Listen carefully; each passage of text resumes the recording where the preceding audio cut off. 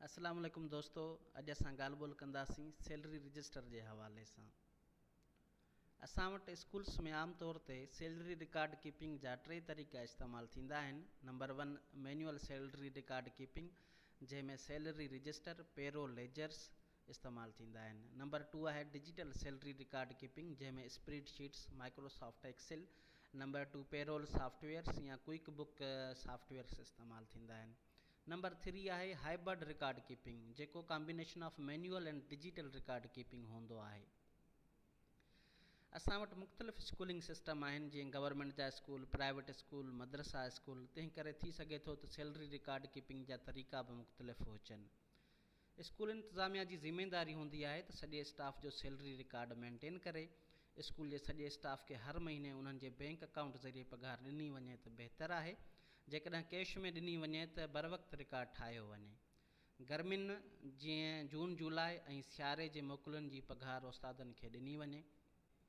जेकॾहिं कंहिं सीनियर उस्ताद खे बिना कंहिं जवाज़ जे मई या अगस्त में टर्मिनेट कयो वञे थो त उनखे जून जुलाई जी पघार ॾिनी वञे त बहितरु आहे। या जेकॾहिं को टीचर पाण मई में रिज़ाइन ॾिए थो त पोइ पघार जो क्लेम नथो करे सघे। सैलरी रजिस्टर में अकेडमिक ऐं नॉन अकेडमिक स्टाफ सभिनी जा नाला लिखिया वेंदा आहिनि। जेकॾहिं कंहिं स्कूल में मॉर्निंग ऐं इवनिंग शिफ्ट हले थी त उनजो पघार जो मयार बि ॿिन्ही शिफ्टनि में बराबरी जे बुनियाद ते हुजणु घुरिजे। जेकॾहिं उस्ताद पेरेंट्स या स्टाफ मीटिंग अटेंड कनि था या ट्रेनिंग में शमूलियत कनि था त उहो ओवर टाइम न ॿधो वेंदो, उहा उन्हनि जी ज़िम्मेवारी हूंदी आहे। कंहिं बि हाज़िर सर्विस गवर्नमेंट मुलाज़िम खे स्कूल में न रखियो वञे। हिकु साल जे कॉन्ट्रैक्ट पीरियड दौरान उस्ताद 10 कैजुअल लीव्स जेकी 1 पर मंथ बीहे थी ऐं 20 मेडिकल लीव्स करे सघे थो ऐं 3 महीना मैटर्निटी लीव विद पे करे सघे थी। दोस्तों, अचो त पाण कुझु फॉर्मेट्स ते ॻाल्हि ॿोल कयूं। सैलरी रजिस्टर आमतौर ते मार्केट मां ठहियल मिलंदा आहिनि ऐं उन्हनि खे जस्ट मेंटेन करण जी ज़रूरत हूंदी आहे। जीअं हीअ हिकु फॉर्मेट आहे जंहिंमें तव्हां मथां बेसिक डिटेल ॾींदो स्कूल जी, उन खां पोइ महीनो आहे, साल आहे ऐं एड्रेस आहे। सीरियल नंबर में 1 2 3 ॾींदोसि। नेम में तव्हां स्टाफ मेंबर्स जा नाला ॾींदो, रैंक डेज़िग्नेशन्स ॾींदोसि, पीरियड आहे कहिड़े महीने जी सैलरी ॾियो था, अमाउंट आहे सैलरी जेको आहे पर मंथ तव्हां टीचर खे केतिरी ॾियो था, डिडक्शन्स आहिनि, का डिडक्शन आहे या को एरियर्स आहिनि उहे तव्हां माइनस कंदोसि। उन खां पोइ नेट अमाउंट पेबल केतिरो ॾियोसि था, उन खां पोइ साइन आहे ऐं हेठां जेके आहिनि स्कूल मैनेजमेंट जूं सिग्नेचर्स थींदियूं। हीउ हिकिड़ो लेटर फॉर्मेट आहे जेकॾहिं को स्कूल में स्कूल बैंक अकाउंट्स जे थ्रू टीचर्स खे सैलरीज ॾिए थो त उन जे लाइ बैंक खे हीउ लेटर जेको आहे जमो कराइणो पवंदो आहे, उन सां कुझु डॉक्यूमेंट्स अटैच करे ऐं उन में साॻी बेसिक डिटेल्स स्टाफ मेंबर्स जी घुर्बल हूंदी आहे, जेका हिन में तव्हां लिखंदोसि। जीअं नेम ऑफ स्टाफ मेंबर आहे, डेज़िग्नेशन आहे, SN नंबर आहे, टाइटल ऑफ अकाउंट आहे ऐं अमाउंट आहे ऐं हेठां वरी स्कूल मैनेजमेंट जूं सिग्नेचर्स थींदियूं।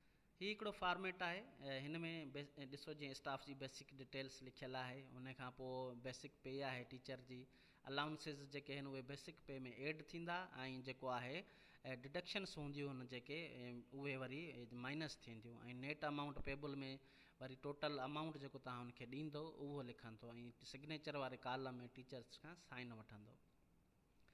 आमतौर ते सैलरी रजिस्टर त तव्हां महीने महीने ते मेंटेन कंदा आहियो, पर जेकॾहिं अगरि अकाउंट्स जे थ्रू सैलरीज़ ॾियो था त पोइ बैंक जे तरफ़ां तव्हांखे लेटर मिलंदो आहे। उहो लेटर तव्हां जेको आहे उहा कापी जेका आहे उहा तव्हां पंहिंजे रिकॉर्ड में रखंदो। महीने महीने ते टीचर्स खे पघार ॾियो था त उन लेटर जी कापी जेका आहे उहा उन फाइल में रखंदा वेंदो रिकॉर्ड तौरु। हीउ हिकिड़ो फॉर्मेट आहे। हिन में ॾिसो जीअं अमाउंट लिखियलु आहे सैलरी वारो ऐं उहो जेको अमाउंट आहे उहो हुन में नेट अमाउंट पेबल में लिखियलु आहे ऐं हिन में सिग्नेचर्स वारे कॉलम में तव्हां ॾिसंदो कुझु सिग्नेचर्स जेके आहिनि उहे मिसिंग आहिनि, रहियल न हुजणु घुरिजनि। हीउ हिकिड़ो फॉर्मेट आहे। हिन में स्कूल मैनेजमेंट उस्तादनि खे 3 महीननि जी पघार ॾिनी आहे, जंहिंजो हिकिड़े ई महीने हिकिड़े ई जेको आहे पेज ते हुननि रिकॉर्ड मेंटेन कयो आहे ऐं डिडक्शन वारे अमाउंट में सॼो अमाउंट लिखियलु आहे 3 महीननि जो। ईअं न हुजणु घुरिजे। जेकॾहिं तव्हां 3 महीननि जी पघार ॾियो था त हर महीने जो रिकॉर्ड अलॻि सां मेंटेन कंदो। हीउ हिकिड़ो फॉर्मेट आहे। हिन में ॾिसो अमाउंट जेको आहे लिखियलु आहे टीचर्स जो, पीरियड मिसिंग आहे ऐं जेके आहिनि रेवेन्यू स्टैंप्स जेके आहिनि उहे मिसिंग आहिनि। हिन फॉर्मेट में ॾिसो रेवेन्यू स्टैंप्स कंहिं टीचर जे अॻियां लॻल आहिनि ऐं बाक़ी कुझु मिसिंग आहिनि, ईअं न हुजणु घुरिजे। ही हिकिड़ो फॉर्मेट आहे, हिन में स्कूल मैनेजमेंट डायरेक्ट जेको आहे नेट अमाउंट पेबल में अमाउंट लिखियो आहे, ऐं इहो तव्हां अमाउंट जेको आहे पीरियड खां पोइ जेको अमाउंट वारो कॉलम आहे हिन में लिखणु घुरिबो आहे। डिडक्शन्स न आहिनि त पोइ उहो साॻियो अमाउंट तव्हां हिते लिखंदोसि, डायरेक्ट तव्हां होॾे न लिखो त बहितरु आहे। दोस्तो, वीडियो ॾिसण जे लाइ तव्हांजी वॾी महिरबानी। उमेदु आहे त तव्हां हिन वीडियो खे ज़रूरु शेयर कंदा। महिरबानी।